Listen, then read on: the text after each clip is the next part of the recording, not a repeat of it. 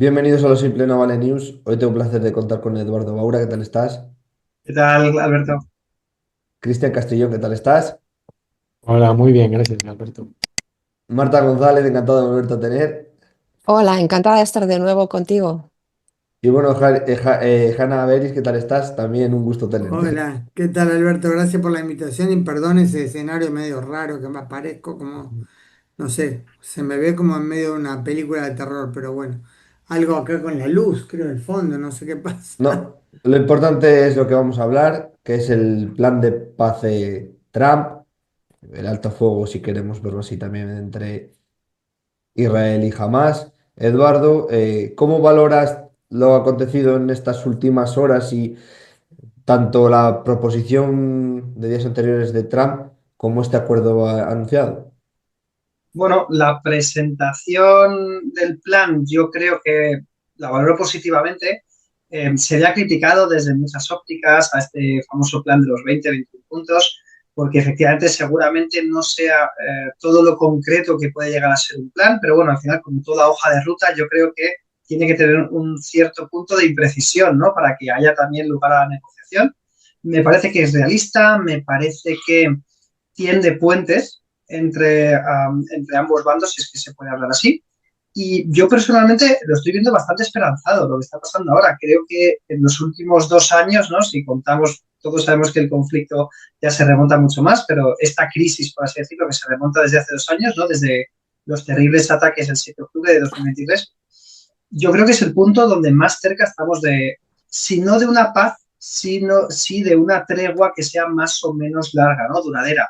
Porque efectivamente ha habido ya más treguas durante estos 2 años, la más conocida, ¿no? La de enero de este año. Lo que sucede es que al final esas treguas yo creo que, a diferencia de esta, que luego si queréis ahondamos, yo creo que es un poco diferente porque no había tantos actores tan implicados, ¿no? Yo creo que Trump no estaba tan implicado, de hecho acaba de llegar al gobierno, no teníamos una Turquía tan implicada, no teníamos una Qatar tan implicada.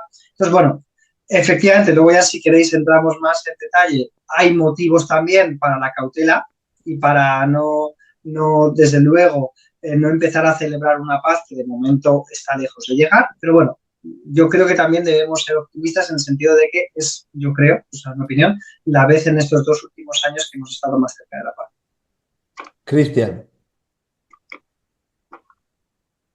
Bueno, hablar un poco del plan Trump, yo creo que es un poco la imagen que quiere dar Trump, porque realmente yo creo que este plan se viene gestando desde mucho antes. O sea, realmente yo creo que Trump no tiene tanto impacto en este plan, sino que yo diría que el 90% de este plan es más de, ¿verdad?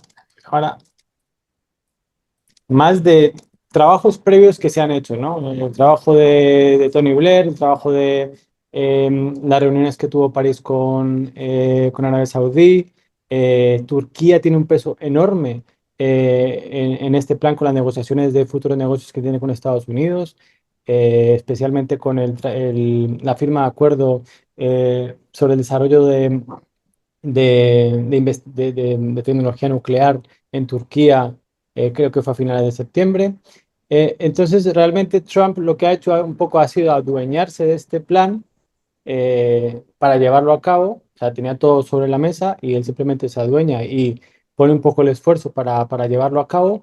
Y también es verdad que pone un poco, para un poco los pies a Israel con respecto a esa idea de anexionarse el 83% de Cisjordania, eh, que fue un poco, fue por Smotrich, creo que fue lo que se anunció, y pues fue un poco rocambolesco, ¿no? Entonces, Netanyahu, fue a Estados Unidos a negociar con Trump sobre esto y claramente Trump le dijo desde el principio que no iba a aceptar esa negociación, seguramente por lo que pasó con Qatar en Doha.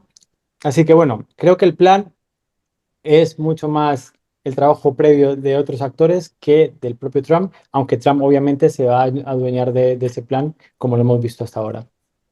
Marta.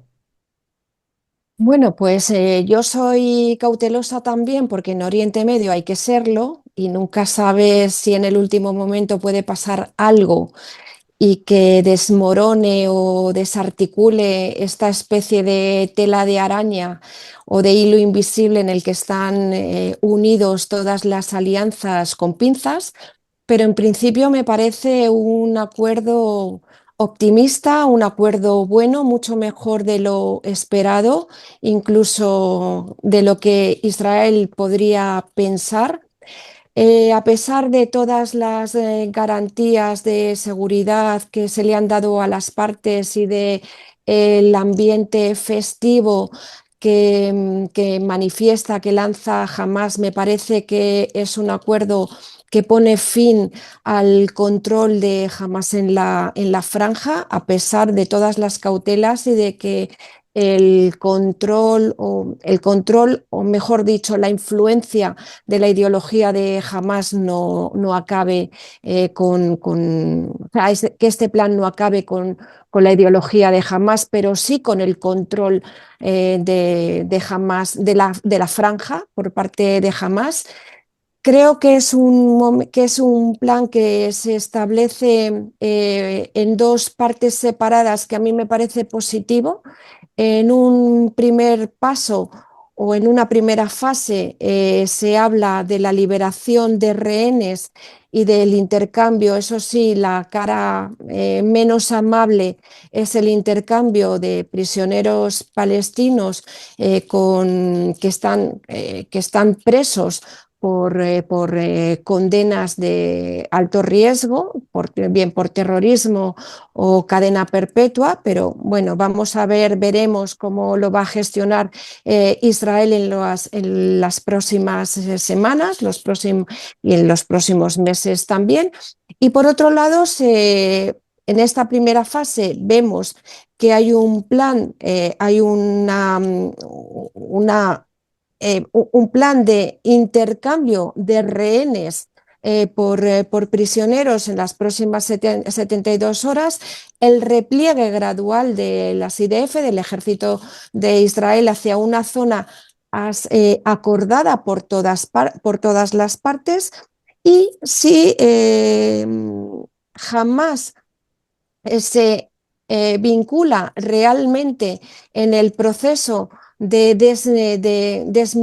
desmilitarización y se compromete realmente con ese proceso de entrega de las armas hacia una entidad política de seguridad externa, pues yo creo que la retirada israelí hacia sus fronteras naturales fuera de la Franja de Gaza, hacia su frontera natural de su estado, pues se va a ir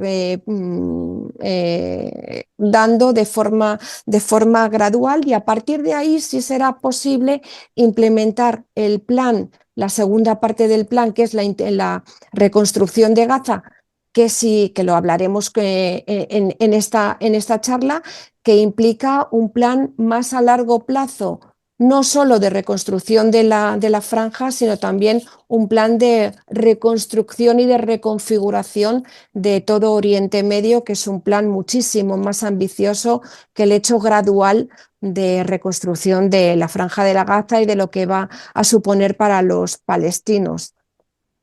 Hanna, Bueno, yo comenzaré comentándoles que nunca fui una gran simpatizante de Trump. No me gustó nunca ni su carácter, su forma de hablar con la gente, su narcisismo, y me pareció siempre muy superficial. También ahora pensé en esa superficialidad cuando hace unos días, el viernes pasado, jamás dio la respuesta al plan y yo me dije, eso no es un sí, no es ni siquiera un sí, pero era un no disfrazado, así lo veía yo. Pero Trump decidió, eso es un sí. Convenció a Netanyahu que eso se toma como base y ahora debo reconocer que ese estilo tan peculiar de Trump, que él decide que así son las cosas y la realidad, la verdad, digamos, se adapta a la realidad alternativa que él decidió que es la que realmente existe en el terreno. Y ahora estoy feliz si veo que su forma de hacer las cosas, la presión que él ejerció es lo que logró esto, siempre y cuando se concrete realmente la liberación de los secuestrados. Recordemos que todo el horror de la guerra de los últimos 2 años no habría ocurrido de no ser por la masacre del 7 de octubre, 1.200 asesinados casi y 251 secuestrados. El tema es el acuerdo mismo, ahora lo que está siendo en estos momentos, mientras hablamos, debatido en el marco del gobierno de Israel, es solo la primera etapa. Desde el Ujú. momento que el gobierno da el visto bueno, el ejército tiene 24 horas para replegarse a la primera línea del mapa presentado en el marco del plan de los 20 puntos de Trump. Saca las tropas de Gaza y va a la primera línea, todavía estará en control del 53% de la franja de Gaza. Y domingo, lunes o martes, esas fueron las tres opciones dadas por Trump, serían liberados los 72 secuestrados. Las tropas en realidad ya comenzaron a moverse, los efectivos de unidades de logística ya están retirándose de posiciones que mantenían hasta ahora, las tropas de combate todavía no. Ahora, yo creo que la segunda etapa, Marta especialmente sonaste muy optimista, Marta, ojalá sea así. O sea, esto dentro de todo, la primera parte es más sencilla, aunque es la parte en la que jamás renuncia a lo que siempre pensamos en Israel, que era su carta principal. Él sabía el valor que Israel da a sus ciudadanos, tanto a los secuestrados que se estima que están vivos como a los que se ha dado por muertos, y por eso acá siempre se dijo, no va a renunciar, no los va a liberar, porque es su garantía de que Israel no lo vuelva a atacar. Evidentemente sufrió una presión muy grande, al parecer inclusive una advertencia de Qatar y Turquía que si no aceptan este acuerdo, van a tener que irse de ahí y que corren peligro de ser absolutamente destruidos. Eso fue lo que lo logró. Y esto es la parte que más interesa ahora, digamos, a plazo inmediato a Israel. Todo lo demás es clave para poder abrir una nueva página en la relación con la Franja de Gaza que sea una etapa de vida en paz. Yo lamentablemente soy muy escéptica, por decirlo delicadamente. Soy muy pesimista al respecto porque si bien jamás ahora sin duda está muy golpeado y por eso aceptó lo que aceptó, es muy difícil concebir que jamás acepte otro encare de vida respecto a su vecindad con el Estado de Israel. Jamás atacó a Israel el 7 de octubre y prometió volver a atacar, y los terroristas se lo dijeron. Hace unos días entrevisté a uno de los secuestrados liberados y me dijo lo que ya otros habían contado, que les habían dicho los terroristas en cautiverio: si sales de aquí, vete de Israel, porque el próximo 7 de octubre vamos a matar a todos. La masacre no fue lanzada porque estaba Netanyahu, porque estaba el extremista de Ben Gvir en el gobierno. La masacre es la concreción de un sueño de Hamas por su naturaleza yihadista. Llegaron acá a Israel con órdenes explícitas, escritas, lo había escrito antes Yahya Sinwar, de destruir barrios enteros, de destruir kibutzim, de prender fuego a localidades enteras para infundir pánico, terror entre la población y por supuesto matar la mayor cantidad posible de gente. Eso no va a cambiar en, digamos, la parte ideológica de Hamas. Y si hoy en Gaza había celebraciones de niños que salieron a la calle, y me alegra que niños no estén en peligro, por supuesto que el fin de la guerra es un justificado motivo de alivio para la población civil, pero el festejo de los niños era cantar hoy, al menos en algunas de las escenas que yo vi, estimo que no en todas, Hay by Ya Yahud, Jaish Muhammad Sayaud, o sea, un canto de conflicto, de ataque a los judíos con la tribu de Jaibar en la época de Meca del profeta Mahoma.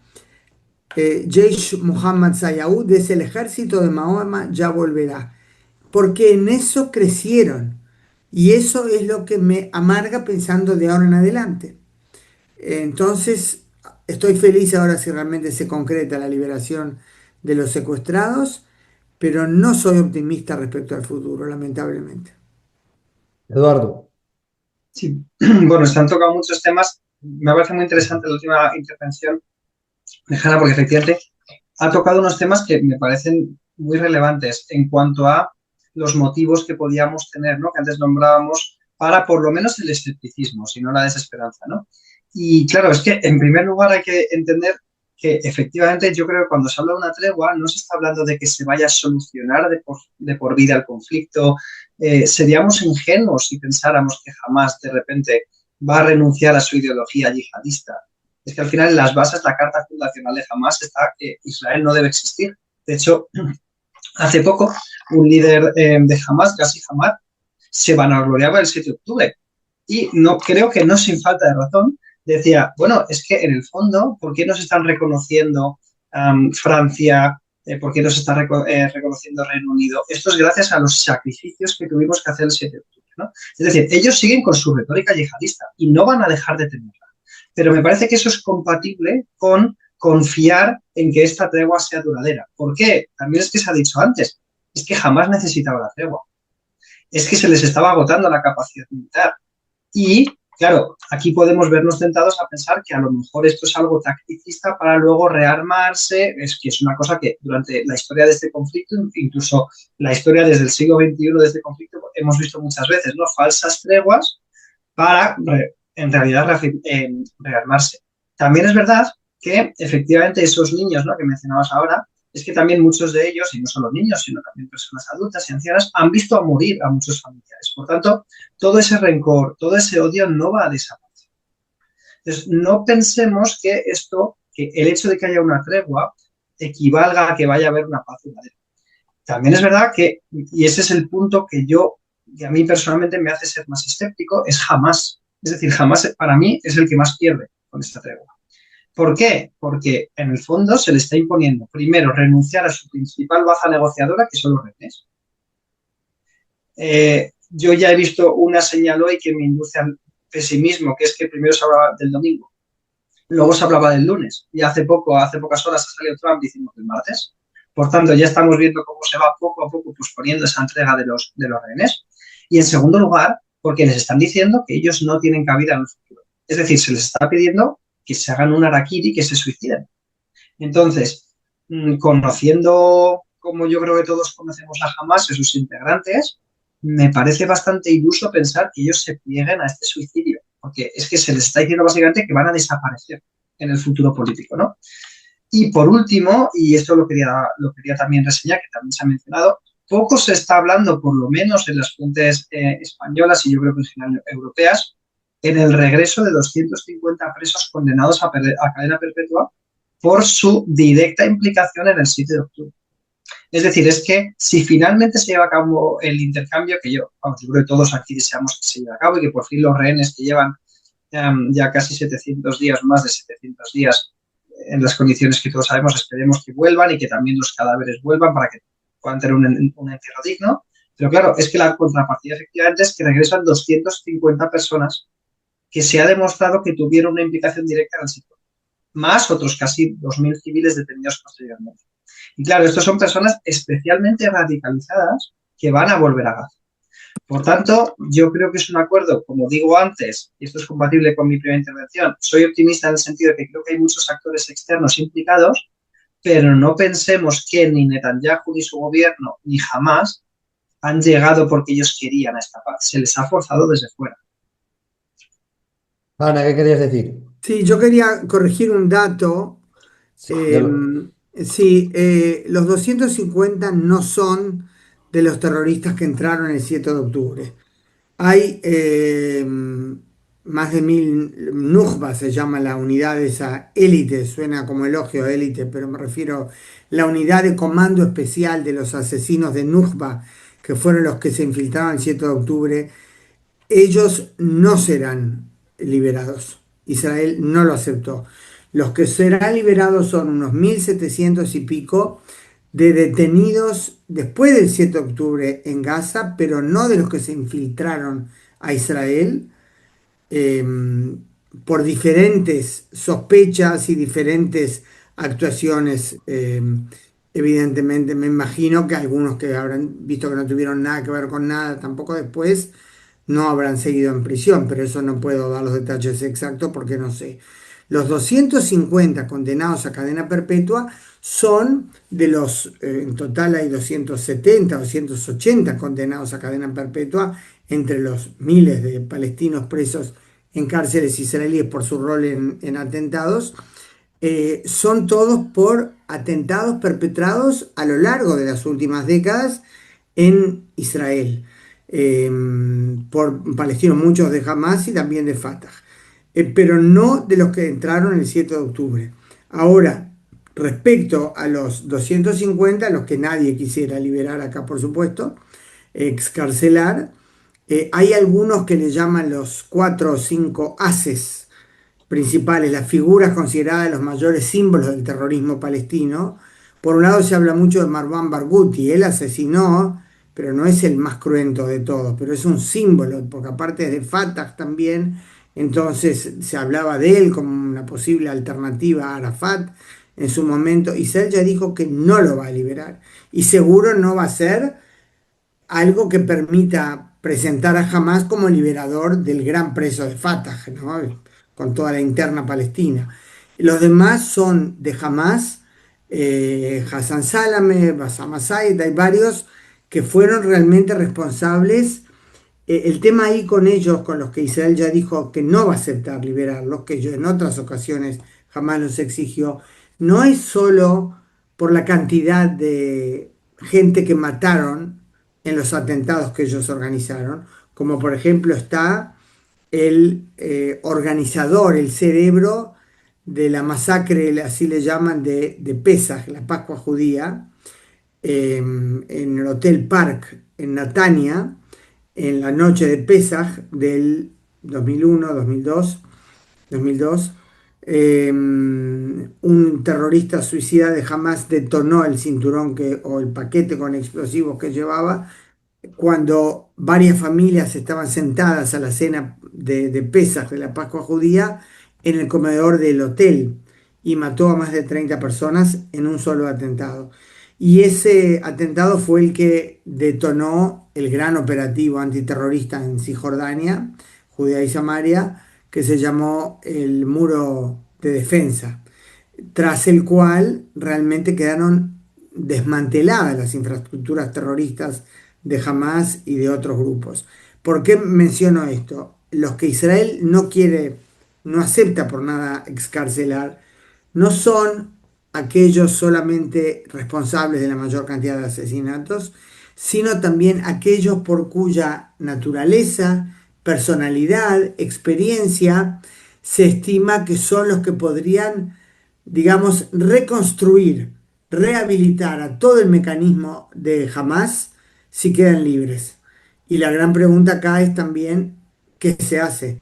Si los expulsan al exterior, los mandan a Gaza o los mandan a Cisjordania. Hay diferencia de opiniones entre los expertos de seguridad al respecto, porque dicen expulsarlos a Turquía o hay diferentes países, es dejarlos libres totalmente. Si los tenés en Cisjordania, los podés controlar. Perdón que yo use mi acento sudamericano, ustedes son todos españoles. Si los tienes en Cisjordania, los tienes más cerca, es más fácil controlarlos. Eso no sé si ya está decidido, pero eso respecto a los 250 de cadena perpetua, por ahora los que entraron el 7 de octubre no salen. Eduardo y Perdón, Cristian. Alberto, tienes razón, Hanna, yo creo que me he expresado mal. Me quería referir a que tenían delitos de sangre. A eso me refería. Que no Pero te no del entendí, sitio. Eduardo, perdona. ¿Lo que decías? No, que yo creo que me he debido expresar mal, porque si he dicho que los 250 tenían relación con el 7 de octubre, me he expresado mal. Quiero decir que tenían delitos de sangre previos, a eso me refería. Ah, sí, sí, claro, Sí, claro. pero Vale. gracias por la corrección, porque me había Sí, expresado mal. por favor. Cristian, Eh, Bueno, yo espero ser un poco más optimista con respecto a qué pasará si todo esto funciona y- y este primer paso se lleva a cabo y son los miembros de Hamas, algunos miembros de Hamas son exiliados a Turquía y a Qatar, como se menciona. Yo creo que el, la opinión de la población palestina cambiará si su situación económica, su situación, si el Estado si el Estado al final es reconocido por todos como un Estado palestino, eh, si su estado económico, si su estado social mejora considerablemente, no van a querer volver a un pasado o lo que es el presente actual de una confrontación con respecto a Israel. Y creo que lo hemos visto con otros ejemplos, con respecto a Egipto, Jordania, con las zonas francas que se proponen también. Creo que la zona franca, a ver, no tengo una opinión muy zanjada con respecto a cómo va a afectar a la población palestina, pero podría ser un punto para reactivar la economía local. Hay otras propuestas para activar económicamente a Palestina, pero también habría que saber cuál es el papel de Israel, el papel de otros estados, como em, se me olvida el nombre ahora mismo. Qatar, Eh, Turquía, no, Estados los Unidos. que van a poner 20.000 militares, o sea, está país musulmán en Asia, perdón, que se me olvida un poco Indonesia, Indonesia, Indonesia, gracias, Indonesia. Indonesia, gracias. Indonesia, Pakistán, ¿cuáles van a ser los papeles, el papel de todos estos actores en Gaza y en la paz de Palestina? Y entonces yo creo que es un poco positivo en ese sentido. Creo, lo hemos visto en otros ejemplos, también por ejemplo con los talibanes que decían que iban a querer destruir Estados Unidos y al final han terminado negociando con ellos y bueno, y no pasa esto, ¿no? Entonces, espero que muchos de los puntos se lleven a cabo, que Palestina sea reconocido y que por fin haya una paz, por lo menos regional, eh, a un medio plazo hasta que todo se acentúe. Es un poco una Marta, opinión personal, perdonad. vale. Marta, Bueno, vamos a ver. Eh, yo creo que hay que empezar a entender eh, cómo son las dinámicas de Oriente Medio, poniéndonos en la mentalidad de Oriente Medio y no analizando la región bajo los parámetros en los que funcionamos los occidentales y sobre todo los que vivimos en países democráticos, libres y que creemos que que otros países, que otras comunidades viven de la misma manera y piensan de la misma manera. Israel piensa con los parámetros de un país occidental porque es un país occidental, con una mentalidad occidental pero los palestinos no y los países árabes tampoco, porque tienen estructuras religiosas que les condicionan. Es cierto que Hamas es un movimiento islamista yihadista con una agenda política muy agresiva y que probablemente que no reconoce al Estado de Israel, no reconoce la identidad del Estado judío como un Estado independiente, soberano, dentro de las tierras que ellos consideran que es Dar al-Islam, territorio del Islam, y que eso no va a cambiar, pero no va a cambiar por muchísimo desarrollo económico, social que tenga la población de Gaza o la población palestina o la población de cualquier país del entorno que siga pensando bajo los parámetros de esa ideología. Va a cambiar porque además Gaza hasta el 7 de octubre ha funcionado como un protoestado independiente con posibilidades de un desarrollo económico, social, muy parecido al de los países del Golfo. De hecho, Es verdad que había zonas en Gaza que no estaban tan desarrolladas y eran más deprimidas, pero si dejamos a un lado la propaganda que habitualmente ha circulado entre los medios de comunicación de Occidente y somos capaces de ver realmente cómo se vivía en Gaza y de quitarnos ese paraguas ideológico que nos ha condicionado, vemos que en Gaza había un desarrollo sostenido y sostenible. Otra cosa es que mucha parte de esa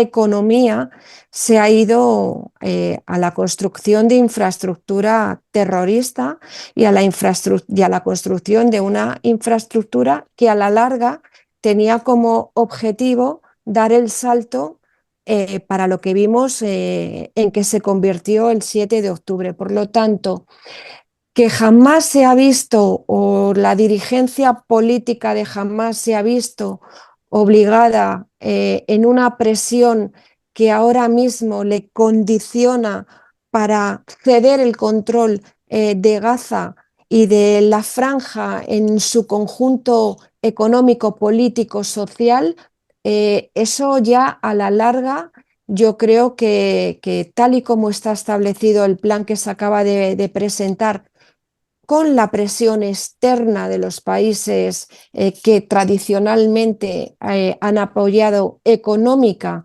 y políticamente a Hamas, que no solamente es Qatar, Irán y Turquía, sino también Egipto y Jordania, aunque sean desde el punto de vista político enemigos ideológicos, pero lo han seguido apoyando porque al final no dejaban de ser un instrumento de lucha contra el Estado de Israel y un elemento que estaba ahí que, bueno, de alguna manera también si presionaba a Israel, dejaba de presionarles a ellos internamente en sus países y en toda la... bueno, son estructuras muy políticamente muy débiles, tanto Egipto como Jordania. Pero ahora yo sí creo que con todas las cautelas, la foto de alegría que vemos de los miembros de Hamas que no han sido asesinados en el episodio de Qatar, y que han firmado el acuerdo de forma indirecta con Israel, esa alegría es una alegría tibia, es una alegría de cara a la galería, porque en el fondo me da a mí la impresión de que ellos son conscientes de que se abre un escenario nuevo a nivel geopolítico en la región, en la que todos los actores, Qatar, Arabia Saudí, Emiratos, Egipto, Jordania, Estados Unidos, tienen ganas de pacificar esa zona porque tienen ganas de incluir esa zona en todos los circuitos energéticos, marítimos, terrestres y económicos de desarrollo de una región que hasta este momento está muy deprimida. ¿Significa que se vayan a desradicalizar? Yo creo que ideológicamente no se van a desradicalizar, pero con el tiempo es posible, yo creo que es posible que se empiece a inculcar en la zona unos proyectos de desradicalización a nivel, pues como pasó con Emiratos Árabes, como está pasando con Egipto de forma muy leve, pero está pasando, como está pasando con Arabia Saudí, que están incluyendo una serie de proyectos de desradicalización que no van a ser inmediatos, pero que con el tiempo podrían suavizar el ímpetu, no sé si decir el ímpetu genocida o el ímpetu asesino o el ímpetu de querer acabar con el Estado de Israel en los próximos años por una razón muy sencilla, y es que a pesar de la presión política de estos actores hay un elemento clave y es la presión militar que ha ejercido Israel en este último año, que ha terminado, acabado con todo el eje de la resistencia y que sobre todo ha hecho posible algo que era impensable en los últimos años, y era la caída del régimen de Assad. En el momento en el que Siria cae de la parte y se desgaja de Irán y de toda la influencia de Irán, y que queda constreñida en una zona de posible control entre Estados Unidos, Turquía, con todas las reservas, Qatar, Emiratos, etcétera.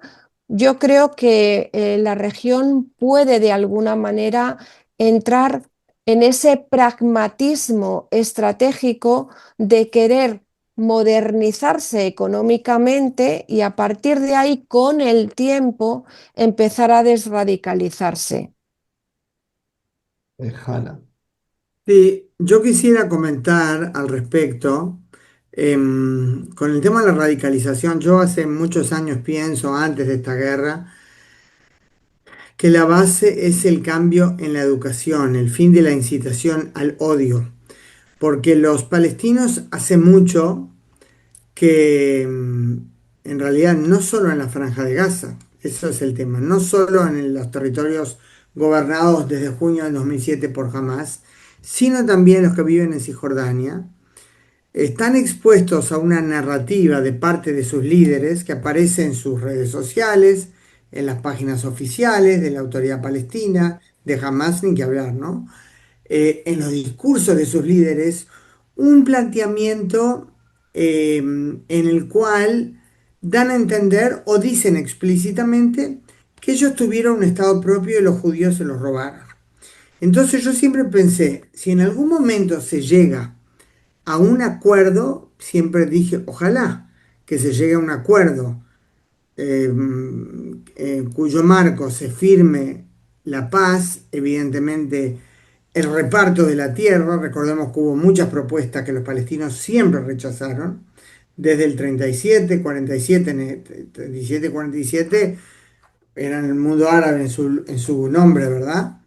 Y después, todas las propuestas con Clinton, con Kerry, todos dijeron que no. Eh, y la tragedia era esa, digo, o sea, yo decía, pero si se llega a un acuerdo que, digamos, el liderazgo palestino acepte y el liderazgo israelí acepte y se firme, ¿por qué el joven palestino promedio, digo joven porque la mayoría de la población es de edad joven, ¿por qué el palestino promedio, más que nada el joven, va a aceptar ese acuerdo como legítimo si creyó, convencido, porque así se lo dijeron siempre, de que tuvo un Estado y los judíos se lo robaron? Entonces, que ahora va a aceptar darles un poco más. Eso para mí es la gran tragedia, sin la cual, o sea, sin cambios, en la cual no se puede llegar a nada a largo plazo. Y a mí me preocupa muy en especial, o sea, aparte que no tengo ninguna confianza, por supuesto, en Hamas, pero a mí me preocupa en especial ver que, por un lado, el pueblo palestino en Gaza, la población de Gaza, por supuesto que es víctima de una organización terrorista que no vela ni veló nunca por su interés, sino que la usa, la expone, la condena a tragedia. Me acuerdo, abro un pequeño paréntesis, hace ya más de un año, creo que fue poco después de la masacre, que entrevistaron a Musa Abu Marzouk, uno de los líderes, ¿no? Vi la entrevista filmada. Lo entrevistaron, creo que era un canal ruso o libanés, no recuerdo, estaba en Membri seguro. Y los túneles le preguntaron, y tienen, creo que decían 500 kilómetros de túneles, eh, ¿por qué la población no se puede esconder ahí? Decía, no, de la población que se ocupe la ONU, estoy yo sintetizando con mis palabras un poco, pero ese era el sentido claramente, aunque lo estoy citando casi literal.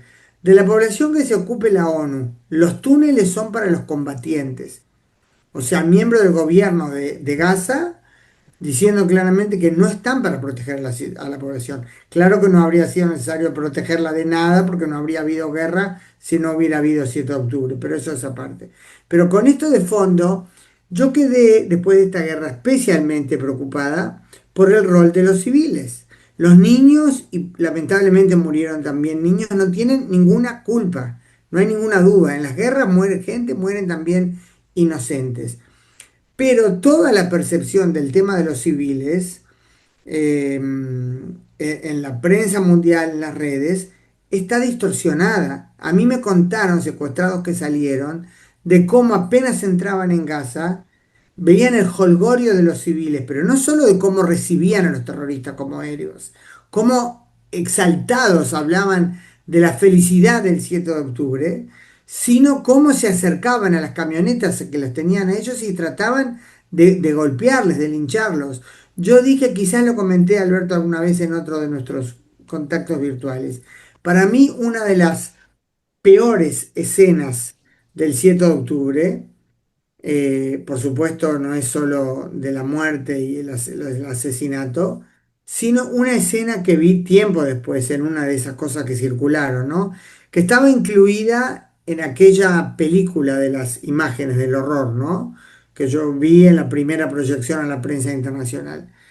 Entra una camioneta con terroristas en cuya parte de atrás llevaban el cuerpo de Shani Luke, una chica hermosa secuestrada junto a su amigo Orión Hernández, mexicano-francés, de la fiesta Nova.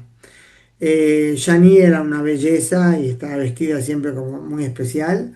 Y ahí estaba boca abajo, eh, con muy poca ropa. Yo estimo que habían abusado de ella.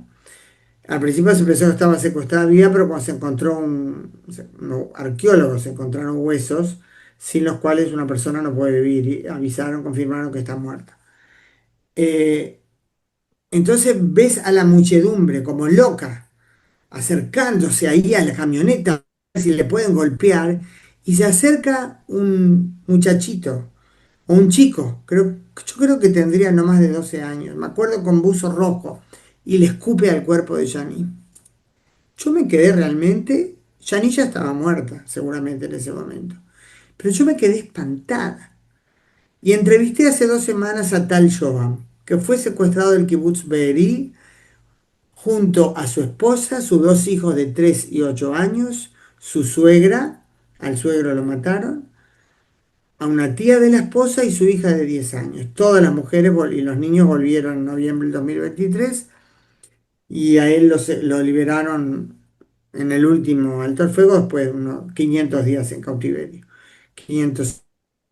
Y él, yo le pregunté, ¿quiénes eran los terroristas que te cuidaban, digamos, tus guardias?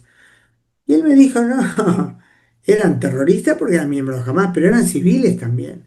O sea, doble tiempo, ¿no?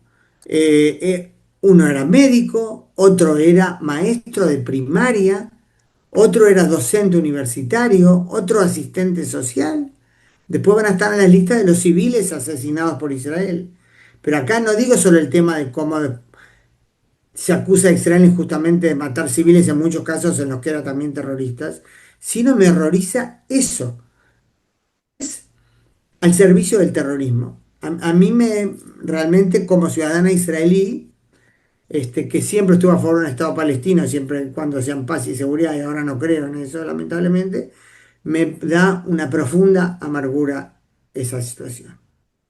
Voy a decir una cosa que no sé si gustará mucho o no. Aun culpando de todo lo que ha sucedido jamás que lo culpo, teniendo en cuenta y que yo quiero que devuelvan todos los rehenes y que la situación vaya y que haya paz, creo que también el gobierno de Israel debería hacer una reflexión interna porque tener el gobierno a Smotrich y Ben Gvir no es una buena solución. No, por supuesto. Netanyahu también tiene que pagar con la justicia todo lo que ha hecho, porque aun jamás cuando se ha mezclado con la población, los túneles, y que es muy difícil y que hay muchas acciones que aunque sea un hospital o una escuela y sea un objetivo militar porque también tenían municiones o lanzaban, yo creo que también ha habido acciones desproporcionadas por parte del ejército de Israel que también se tiene que estudiar y que también tiene que haber una reflexión. La ayuda humanitaria que también se habló. Por supuesto que jamás también se ha llevado se ha robado ayuda humanitaria, se la ha llevado para ellos para los camiones, pero creo que también no se ha dejado entrar la ayuda humanitaria necesaria. Y ahí es donde creo que también tiene que haber una reflexión interna para poder también hacer una reflexión y que la población civil de unos y de otros lados e internacional comprendan también pues, que se ha hecho cosas mal también desde el propio Israel. Mira, yo creo, ¿puedo yo responderte, Alberto? Eduardo, porfa, No, Eduardo, y lo luego que te dejo quiera. a ti, porque si no... Sí, sí. Sí, No, yo no, es que antes de que lo dijeras tú, Alberto, yo también lo quería decir, ¿no? Porque efectivamente estamos cargando con toda la justicia contra Hamas, pero también que no se nos olvide que el tema de la radicalización no solo está en el bando palestino. Es decir, también hay una parte de la sociedad israelí que está radicalizada. Ya venía radicalizada esa parte antes del 7 de octubre y también como consecuencia del horror del 7 de octubre, y también yo creo que es humanamente comprensible, pues ha habido más radicalización en algunos sectores. Luego también otro inciso, hay una parte de la sociedad palestina que ya estaba radicalizada de por sí y hay otra parte que se ha ido radicalizando con el paso de estos 2 años, pero no solo por un tema de la educación, de que se les lave el cerebro en las escuelas, que es verdad, que lo suscribo, sino también por todo el horror que han visto en estos 2 años. Es decir, que de cualquiera de nosotros, yo creo, nos ponemos en la piel de alguien que vive en Gaza y que ve lo que han pasado en estos 2 años, cómo les mandan de un sitio, les mandan de otro, los bombardeos. Claro que han matado algo. O sea, yo no creo que las acusaciones al gobierno israelí, algunas de ellas sean justificadas. Es que claro que se han matado a civiles. Por tanto, yo creo que también eso hay que ponerlo encima de la mesa. Ahora bien, con respecto a lo que decía Alberto, el gobierno israelí desde luego debe reflexionar. No sé yo si va a reflexionar el gobierno israelí. Yo creo que también les han arrastrado esta tregua. Yo no creo que Netanyahu estuviera deseando precisamente esta tregua. Más que nada porque también, aunque sigo diciendo, como decía antes, que el que más pierde es Hamas, Netanyahu al final tiene que firmar una tregua sin lograr su gran objetivo, que es aplastar definitivamente y terminar con Hamas, aunque yo creo que era más retórico que otra cosa, porque sabía que las ideas no se matan a cañonazos. Pero es que había una encuesta de la semana pasada que decía que el 45% de los israelíes pensaban que tenía que dimitir Netanyahu después de la guerra. Y el 20% incluso que tenía que dimitir ya por su fallo como responsable político último de seguridad del 7 de octubre. ¿Qué pasa? Que al final con los socios de gobierno que tienen, que por cierto fueron votados por alguien, porque no están ahí porque sí.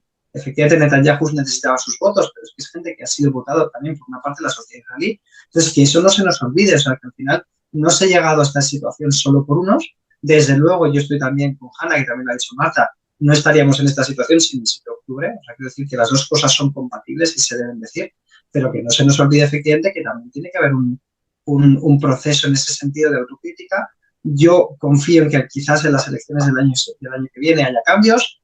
Parece ser que Naftali Bennett está a un par de escaños de Netanyahu, aunque tampoco creo que ideológicamente, por lo menos en su trato con los palestinos, vaya a ser muy diferente. También habrá que ver la coalición que gobierna, pero bueno, que también tiene que haber efectivamente un proceso de autocrítica, desde luego. Cristian, ¿qué hace que no te escucho?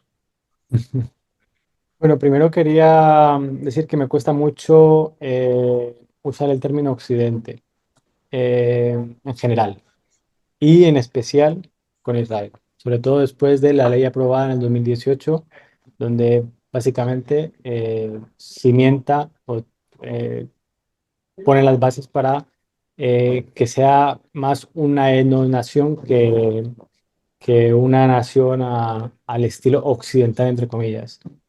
Em, Luego, las anécdotas con respecto a lo que pasó el 7 de octubre, por supuesto que es muy trágico, por supuesto que los rehenes han tenido que sufrir mucho, pero creo que hay que cogerlas un poco, pues no hay que coger con la opinión general de lo que piensa Palestina. ¿Se puede tomar una pequeña muestra? Pues sí, pero no creo que tengamos que poner en la mesa para decir, es que los palestinos están mucho más radicalizados. ¿En qué porcentaje? ¿Cuál es el porcentaje de la población palestina en el que están radicalizados? Porque no se puede obtener casi información de lo que pasa en Gaza e incluso en Cisjordania. Em, También tengo yo anécdotas que tengo grabadas en la mente, no solamente de los atentados, como ha mencionado Hannah, que también tengo esa imagen grabada en mi mente, también tengo imágenes de una niña cargando agua y siendo bombardeada. Y creo que es importante. Muchas veces comparamos, se hace una comparación un poco alejada de lo que hace Israel y de lo que hace Hamas. Y creo que es un error gigantesco, porque no se puede comparar nunca lo que hace una organización terrorista con lo que hace eh, un Estado, aunque sea en donación, pero un Estado que tiene de determinadas garantías democráticas. O sea, la responsabilidad de Israel es mucho mayor, o sea, le podemos exigir mucho más al gobierno de Israel que a un grupo terrorista. No se pueden comparar las acciones de unos y de otros, en ningún caso. O sea, creo que es un error gigantesco. Eh, entonces, podemos, obviamente, buscar, criticar, yo soy el primero en luchar contra organizaciones terroristas como Hamas, pero tenemos la responsabilidad de exigir a Israel que cumpla eh, determinadas normas y cumpla determinados aspectos sobre la guerra que ya eran parte eh, del derecho casi consuetudinario del mundo, aunque no tenga firmado determinados tratados. Entonces yo creo que ambas comparaciones son erróneas. Israel tiene que ser mucho más responsable por sus actos que una organización terrorista. Por supuesto, hay que luchar contra los grupos terroristas, no solamente con Hamas, sino a nivel mundial en general. Así que, nada, es un poco lo que pienso. También hay otra parte muy importante y es un poco comentada Eduardo, es cuál es la posición en lo que piensan los israelíes. O sea, ¿en qué momento vamos a dejar Israel va a dejar de pensar que parte de Cisjordania o parte de Gaza, la parte de la población, es parte propia de su territorio? Se lo quieren anexionar. Em, yo creo que si los dos estados tienen una vida mejor, una vida socioeconómica mejor, vamos a tener un cambio de pensamiento en ambas poblaciones, porque por mucho que uno tenga ese sentimiento de crecer, no es mayor al de quiero tener una vida mejor, ¿no? Más próspera, tanto para la población palestina como para la población israelí. En Marta, ojalá. Bueno, yo creo que uno de los principales problemas y uno de los principales retos a los que se enfrenta Israel es precisamente la lucha contra la guerra dialéctica. Y lo hemos visto, lo estamos viendo ahora en el debate que estamos teniendo. Se pide a Israel unos estándares de legitimidad internacional, de decencia y de moralidad internacional o de principios de decencia democrática que no se le exige a ningún país del mundo. En primer lugar, yo creo que es el único país en el mundo cuya existencia cuyo derecho a la existencia como Estado está cuestionado y está deslegitimado. Y yo creo que debemos recordar, hay que recordar que Israel no es, por centrarnos en la región en la que está, no es el único país, el único estado que nació en esa zona de forma, no voy a decir con presiones o con posicionamientos externos, pero todos los estados de la región nacieron con unas fronteras artificiales después de la caída, del desmembramiento del Imperio Otomano y después de la intercesión de las potencias externas que, como en otras épocas anteriores, se han repartido otros territorios porque hay que reconocer que la historia la han creado los imperios y los estados y las fuerzas que han tenido la fuerza bruta para imponerse. Esto no es algo nuevo, los imperios se han creado, han caído y las fronteras se han movido en Oriente Medio, en Europa, en toda África, en América Latina, el propio Estados Unidos. Por lo tanto, tener la fijación de que solamente Israel es el único país al que se le cuestiona en su legitimidad como un Estado independiente ya es un problema. Si eso le unes a esa narrativa distorsionada de la que se hablaba anteriormente, de que hay una parte, la parte palestina, que está creyendo desde los orígenes, desde la infancia, de que pertenecen a esa tierra, de que se la han robado, de que son los dueños de esa historia y de ese territorio y que por lo tanto no pueden convivir con el vecino porque convivir para ellos significa eh, suplantarlos y absorberlos, es decir, la Palestina que ellos entienden no es un Estado palestino junto a un Estado de Israel, sino un Estado palestino en el que el Estado de Israel no existe. Y esta idea la entienden tanto desde el punto de vista del yihadismo islamista radical protagonizado por Hamas, la yihad islámica y otras facciones islamistas radicales, pero también por la Autoridad Nacional Palestina, antes la OLP, después la Autoridad Palestina. Y eso es así y se ve en el adoctrinamiento, como Hannah mencionaba muy bien, desde las escuelas, que además yo creo que el cáncer del adoctrinamiento en el mundo palestino, aparte de un liderazgo que cree todavía que vive anclado en el 1947 y en esa guerra de narrativas que es la Nakba para ellos, y que el 7 de octubre en realidad lo que fue o lo que significó ese diluvio de Al-Aqsa no era sino el volver a las fronteras del 47, borrando toda la historia del Estado de Israel. Pero yo creo que el cáncer de esa ideología tiene nombre y apellido. Tiene nombre y apellido en la UNRWA, que es una organización de refugiados exclusivamente destinado a una población palestina en perpetuidad, con derecho del retorno en perpetuidad y con derecho y con el carácter de refugiado a perpetuidad hasta que se elimine, se desvanezca, se diluya el Estado de Israel, que no se va a diluir, ni va a acabar, ni se va a hacer el harakiri, ni a desaparecer, es una entelequia.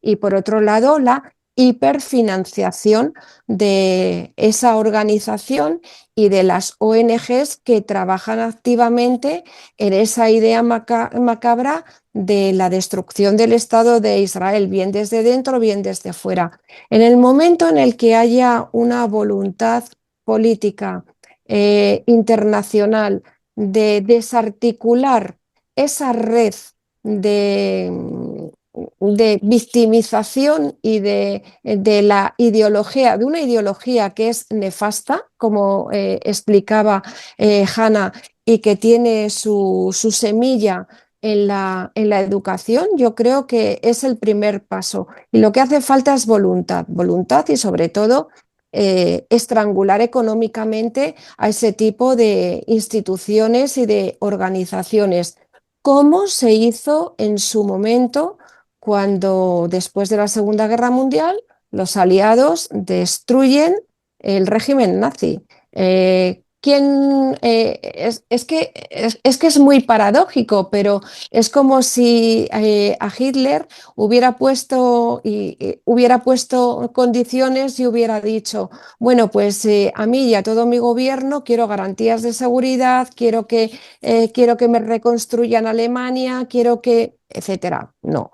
Los nazis tuvieron que perder la guerra y tuvieron que ser conscientes, la población civil también, de que perdían la guerra y de que podían seguir siendo nazis si querían y podían seguir odiando a los judíos si querían y al resto de minorías si querían, pero se les acababa la posibilidad práctica de poner en práctica esa ideología. Y no se acabó con el nazismo, pero sí con la posibilidad de un Estado otra vez nazi en Europa. Y eso dio la posibilidad de que los países europeos, empezando por Alemania y Francia, sentaran las bases de la concordia, de la reconciliación y que crearan las instituciones que hoy forman parte del acervo europeo. ¿Eso es posible en Oriente Medio? Yo, con todas mis reservas, porque soy muy negativa, no negativa, soy muy, en ese sentido lo veo muy lejano. Yo trabajé con Simón Pérez y le tenía muchísimo cariño y él siempre decía que Oriente Medio era posible crear una especie, una zona económica de desarrollo tecnológico, social, político y que sentara las bases como una especie de Unión Europea en Oriente Medio para sentar las bases para la desradicalización de la sociedad. No fue posible durante los acuerdos de Oslo, no lo veo, no lo veo a corto plazo hoy, tal y como están las dinámicas de Oriente Medio, pero creo que es la única posibilidad de que alguien, y en ese alguien hoy ha sido el presidente Trump por las características personales que él tiene, que ha dado un golpe en la mesa y ha dicho, bueno, vamos a poner a todos los actores a trabajar en un futuro de desarrollo sostenible en una región marcada por el radicalismo, que sigan siendo radicales si quieren, pero que no lo manifiesten. Y si esos ímpetus, esas pautas radicales se neutralizan, pues con el tiempo, quién sabe si ese carácter de querer o ese ímpetu de agresivo que se tienen los unos contra los otros, con el tiempo se neutraliza. Pero hay que tener mucha voluntad política para dar ese golpe encima de la mesa, cambiar las estructuras que hay en el marco de las Naciones Unidas, desmantelar, desde mi punto de vista, la UNRWA y desfinanciar todas esas organizaciones que lo que están haciendo es eh, dotar a las nuevas generaciones de más munición para seguir victimizándose en una ideología que no tiene sentido ni a nivel personal ni a nivel de pueblo, a nivel, perdón, No, nada, no he dicho nada. creí que me decíais algo. No, que le iba a decir para Hanna si quiere añadir algo más y vamos terminando si queréis. Sí, bueno, ante todo, yo siempre dije como ciudadana, no necesariamente como periodista, que una de las cosas que menos le perdono a Netanyahu, al que nunca voté, es que haya hecho manejos políticos previo a las últimas elecciones, cuyo evidente objetivo era lograr que Ben-Gvir y Smotrich entren al Parlamento, a la Knesset. Lo hizo, por supuesto, por consideraciones de coalición que evidentemente entraron democráticamente, pero yo como ciudadana no le perdono eso y otras cosas.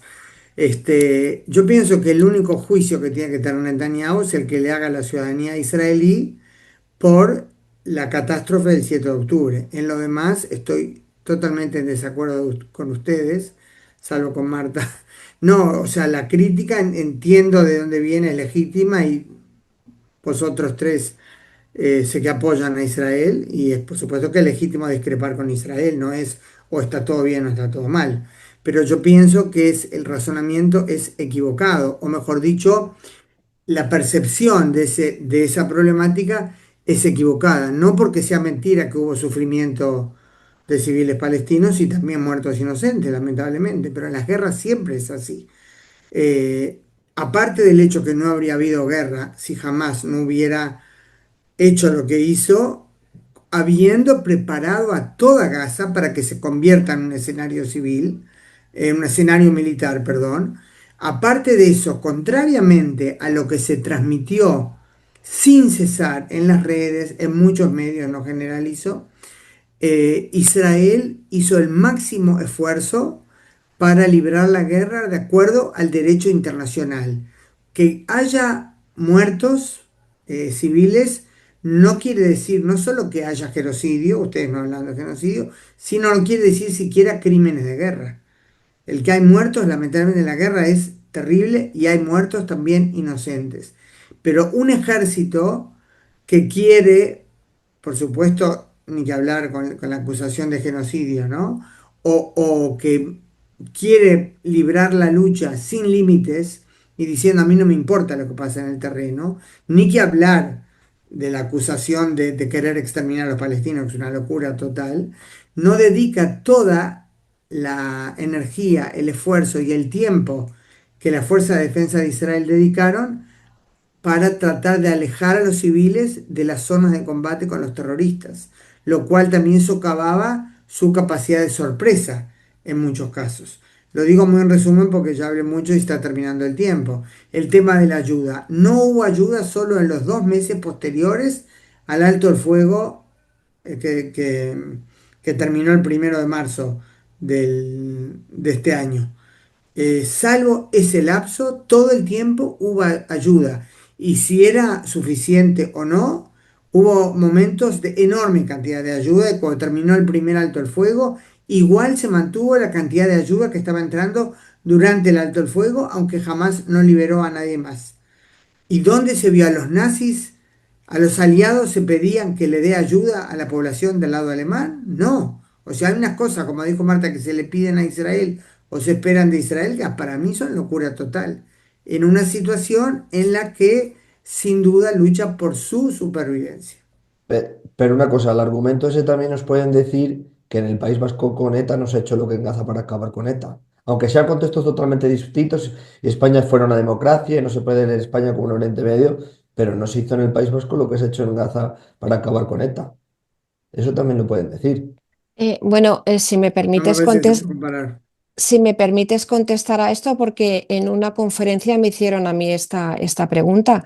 Es que no es lo mismo que un Estado luche contra una organización terrorista y otra cosa es que un Estado luche contra un protoestado, porque Hamás y Gaza era un protoestado que utilizaba ese territorio como un lanzamiento continuo de misiles, de atentados terroristas, etcétera. Es distinto, estamos hablando de una guerra entre un Estado sometido a las leyes del derecho internacional contra una organización que se esconde y que trabaja en un entorno urbano muy difícil, con bajo unas normas del derecho internacional, y otra cosa es que los países que tienen organizaciones criminales o organizaciones terroristas en sus territorios lo tienen que abordar no desde el punto de vista de la seguridad nacional, sino desde el punto de vista de policial. O sea, la lucha contra el terrorismo en España fue una lucha con una estrategia policial, no de seguridad nacional. Es distinto, Eh, porque, o sea, puedo ser breve un poco en Sí, respuesta con esto, porque he visto algunos conceptos que son erróneos. O sea, el trabajo fundamental de un militar no es su supervivencia, es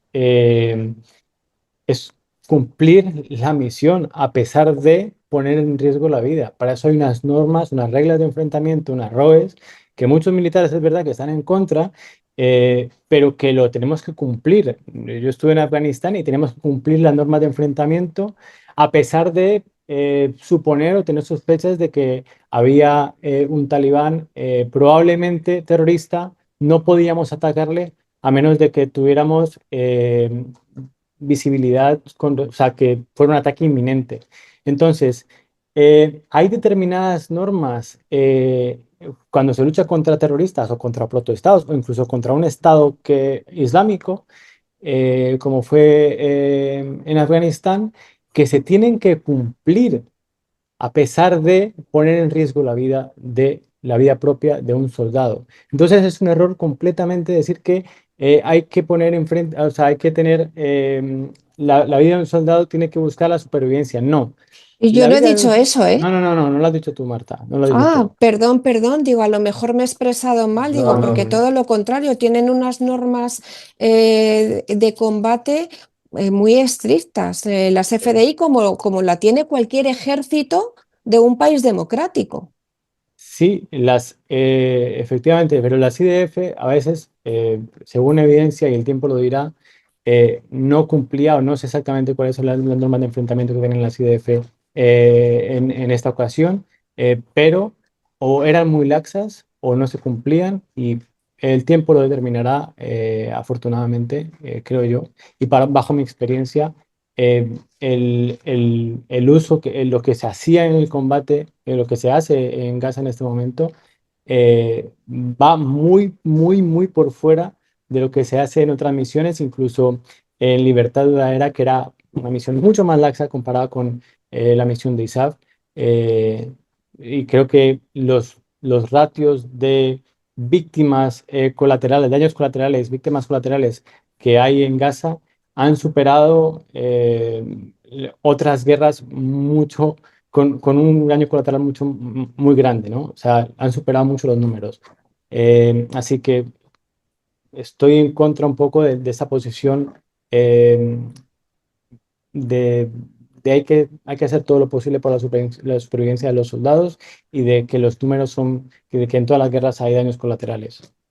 Yo, mira, si me permites, Claro, sí. apuntando a los ratios. Hay informes, incluso Naciones Unidas ya ha desmentido, ha tenido que desmentir los ratios que ha dado por buenos durante estos 2 años de conflicto porque se ha asumido de una forma muy laxa también las cifras que venían desde el Ministerio de Salud de Hamás, que son cifras en las que se contabilizaba como víctimas civiles lo que no eran víctimas civiles, se contabilizaba como niños a combatientes armados de 17 años, de 18. En el mundo musulmán la mayoría de edad no están los 18 años, por lo tanto ellos contaban, pero como en Occidente 18 hasta 18 años es un niño, pues pones combatientes de 16, 17 años y lo contabilizas como niños. Se contabilizaban también mujeres o víctimas de combates o de conflictos anteriores. Y un examen, un análisis muy exhaustivo ha determinado que el ratio de muertes en Gaza está en 1, 2,5, mientras que el ratio de muertes en Irak durante la guerra de 2003, con la invasión desde la invasión de Estados Unidos, estaba a 1,9. Eso significa 9 civiles por cada militar, 2 civiles y medio, no llega a 2,1 es el ratio por cada civil, por cada militar muerto. Por lo tanto, con todo el drama que implica la muerte de civiles en un escenario de guerra, estamos hablando de uno de los ratios más pequeños, más inferiores que se han dado en la historia de ningún conflicto. Por lo tanto, en un entorno además de guerra urbana, con todas las garantías que se han estado dando para movilizar a la población civil y para separar a los civiles de los combatientes, de los militantes, etcétera. ¿Qué es un drama? Nadie lo niega. ¿Que se han podido producir abusos? Pues probablemente, y el tiempo lo dirá. A mí me queda la satisfacción, creo, por la experiencia que tengo de analizar otro tipo de conflictos anteriores en Israel y cómo el Estado ha respondido a esas demandas producidas desde la sociedad, desde la oposición y desde la comunidad internacional para hacer un balance, para ver qué es lo que había pasado, hacer una autocrítica. Y a mí me consta, estoy convencida de que igual que se hizo en la guerra del 82, la guerra del Líbano, se hizo en la guerra de 2006 del Líbano y se hacen en todas las guerras, va a haber una comisión de investigación y se va a hacer balance de los errores que se han cometido. Y esos resultados se van a poner a disposición, se van a publicar, van a hacerse públicos y se van a poner a disposición de cualquier investigador que lo quiera analizar. Vamos, estoy completamente convencida. Eduardo, para cerrar, si quieres decir algo tú y terminamos. No, es que la cuestión de las cifras es que es muy difícil comprobarlo, porque aparte es complicadísimo saber, primero, cuánta gente ha muerto. Efectivamente, las cifras que da Hamas, lógicamente, están viciadas de base. También, Claro, sí, por otro eso lado, también. es de entender también que las cifras que pueda dar Israel, lógicamente, también son interesadas. Y luego, por otro lado, que es que muchas veces vemos al muerto, pero luego es muy difícil saber si esa persona pertenecía o no a Hamas. Por tanto, es que yo creo que nunca sabremos realmente cuál es la proporción, ¿no? Por mucho que haya unos informes que hagan unas cosas u otras. Pero bueno, me quedo también con que estamos de acuerdo en lo principal, que es lamentable, desde luego, que mueran civiles y que efectivamente estamos ante, oye, pues, si Dios quiere, una oportunidad inédita en estos 2 años, que si deja una tregua, que deje de haber bombardeos, que vuelvan los rehenes a casa. Yo creo que es una cosa en la que estamos de acuerdo todos los que estamos aquí. Y ojalá esas dudas que tenemos, que nos llevan a cierta expectación, cuando no a cierto pesimismo, ¿no? Pues se terminen disipando y efectivamente podamos estar hablando del comienzo de una creación de una tregua un poco más Sí, duradera. y para cerrar, que está claro que si no hubiera habido un 7 de octubre, esto no hubiera pasado y que los principales culpables es Hamas, en eso estamos todos de acuerdo. Así que muchísimas gracias a los cinco. Ojalá que siga todo por el buen camino, que devuelvan los rehenes, tantos vivos o muertos, de una vez lo más rápido posible y que también tengan la paz pues, en ambos bandos y que todo vaya a una mejor situación. Así que muchísimas gracias a los cuatro y nos vemos otro día. Muchas gracias, un abrazo. Muchas gracias. Gracias. Gracias. Un abrazo. Adiós.